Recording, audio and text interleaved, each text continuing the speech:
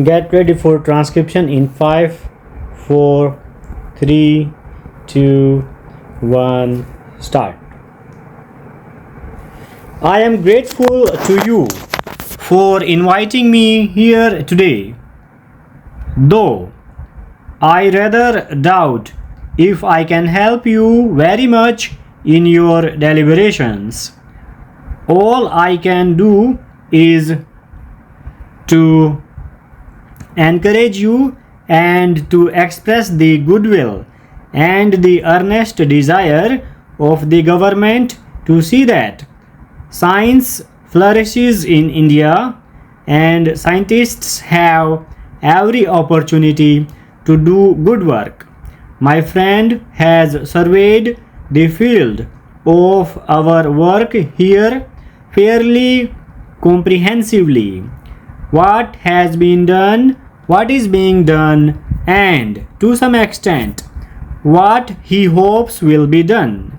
Largely, I agree with what he has said. A little more than 5 years ago, we passed the Scientific Policy Resolution. I was reading it today and I felt that it was a good resolution. If we had to sit down to draft it today, probably it would not be very difficult from what we did then. The question that arises now is how far have we lived up to it? We have perhaps not implemented it as fully as many of us had hoped. I think there is a general appreciation in India of the importance of science and technology. Its importance is no doubt growing in our universities and special institutes. More and more students are taking to the study of technical and scientific subjects. Yet, I do not suppose it will be true to say that the background of general thinking in India is governed the educational process and the industrial and technological changes that are coming about in the country. As a matter of fact, the two are closely allied.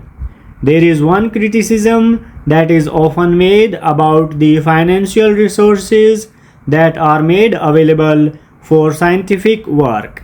Although we are now spending more on scientific work than previously, it is, I suppose, true to say that we are rather slow moving in that direction, and some of our scientific work has suffered because of lack of money. Some months back, a committee was appointed, I think, with Dr. Bhabha as chairman, to look into this matter and to recommend what more could be done to help scientific research and also where it is possible to economize. The object of that committee was really to encourage useful and profitable expenditure for scientific research. We did not want merely to say that so many crores of rupees would go into scientific research, but rather to have it examined how it should be done. That committee, so far as I know, has not yet produced any report or recommendations, but I wish to assure you that in spite of our very considerable difficulties at present moment because of the emergency and for other reasons, government will not hesitate to supply more funds for scientific research, provided some kind of a reasoned approach is made. It is not enough merely to say, give more funds, but if it is explained where more funds are required, I am sure, and I have, in fact, been told by our finance minister that he will certainly meet such demands wherever necessary. Ultimately, it is the educational apparatus behind all this that counts, especially universities and specialized technical institutions. They are growing. I hope they are growing both in quantity as well as in quality. And behind that, again, the general level of mass education is also improving. During these days of emergency, when very considerable defense burdens were cast upon us, we decided, in spite of those burdens, that we must not slacken in our efforts at development, because such a development was itself basic to strengthening the country. Any attempt to cut down on that would ultimately weaken the country.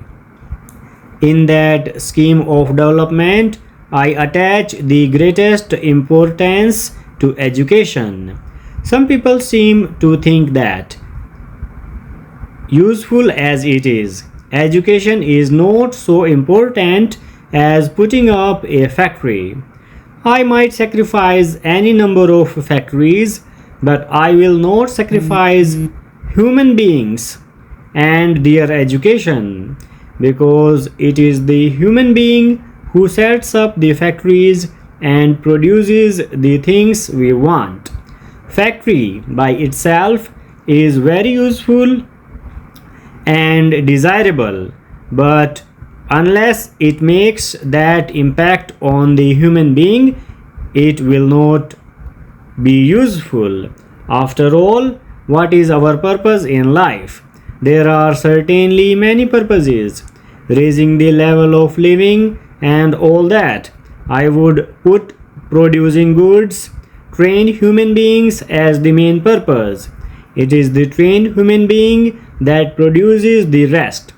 If you do not have trained human beings, then you get lopsided growth and you do not make such progress as you should. It is not merely technology you impart to the human being, but also other kinds of training which enable him think and lead what might be called a good life. Science is most important, but it is not complete by itself unless you use the term science in a sense than mere technology. It may be argued that the 1956 resolution is fairly clear and nothing has happened during the second plan period so far, which requires any re-examination of this problem. I respectfully beg to differ from that position. Enough had happened during the second plan and even so far, which might make it necessary that we should re-examine the 1956 resolution. The Reserve Bank, year after year, has drawn attention to the fact that savings of the community are not keeping pace with the requirements of the economy. We have been told even by government spokesmen that one of the problems which creates great anxiety in the mind of the Planning Commission is the fact of the non-availability of savings. Savings today are in the hands of the banking system, and we have only the Reserve Bank and the State Bank which are nationalized. The other banks are still in private hands, and it will be necessary to examine whether it is desirable that the other scheduled banks should also be nationalized or should be brought under more effective control of the government if the savings drive is to be given impetus. Full stop.